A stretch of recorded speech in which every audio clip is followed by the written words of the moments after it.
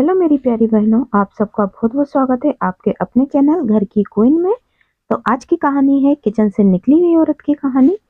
तो किचन एक ऐसी जगह है जहां औरत की सुबह भी शुरू होती है और अक्सर उसकी शाम भी वहीं खत्म हो जाती है।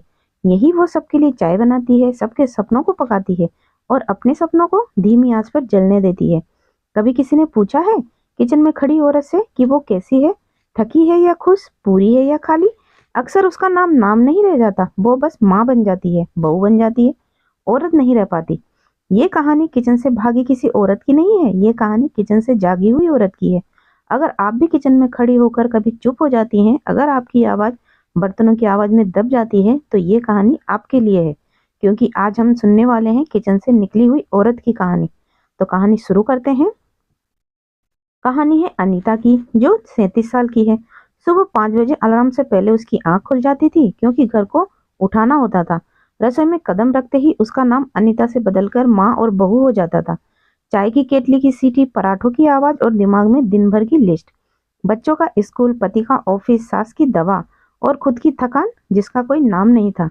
किसी ने नहीं पूछा अनीता तुम कैसी हो, सबने बस इतना पूछा खाना बना या नहीं, टिफिन रखा या नहीं, सब हो गया। और अनीता हर सवाल का जवाब काम से देती थी। जब कोई पूछता अनीता क्या करती है, तो जवाब मिलता घर संभालती है, जैसे वो कुछ है ही नहीं। धीरे धीरे अनीता ने बोलना कम कर दिया, क्योंकि जब भी बोली किसी ने सुना ही नहीं। थकान बताई तो कहा गया सब औरत भी तो यही करती है। ख्वाहिश बताई तो कहा गया अब इस उम्र में तुम क्या करोगे। और इस तरह अनीता की आवाज किचन की आवाज में दबती चली गई। एक दिन बर्तन धोते धोते उसकी आंखों से आंसू गिर पड़े। वो खुद नहीं जानती थी कि वो क्यों रो रही है। शायद इसलिए क्योंकि वो थक चुकी थी, काम से नहीं, खुद को भूल जाने से। उस रात कमरे में सब सो रहे थे, पर अनीता जाग रही थी। उसके मन में पहली बार सवाल उठा, क्या मेरी जिंदगी बस यहीं तक थी? क्या अब मैं खुश रहना मेरे हिस्से में नहीं है?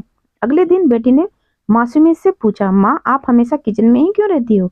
अनीता चुप रही, क्योंकि उसके पास इस सवाल का जवाब नहीं था। उस रात उसने अपने पुराने सपनों को याद किया, जो शादी से पहले थे, जो अब किचन की अलमारी में बंद पड़े थे।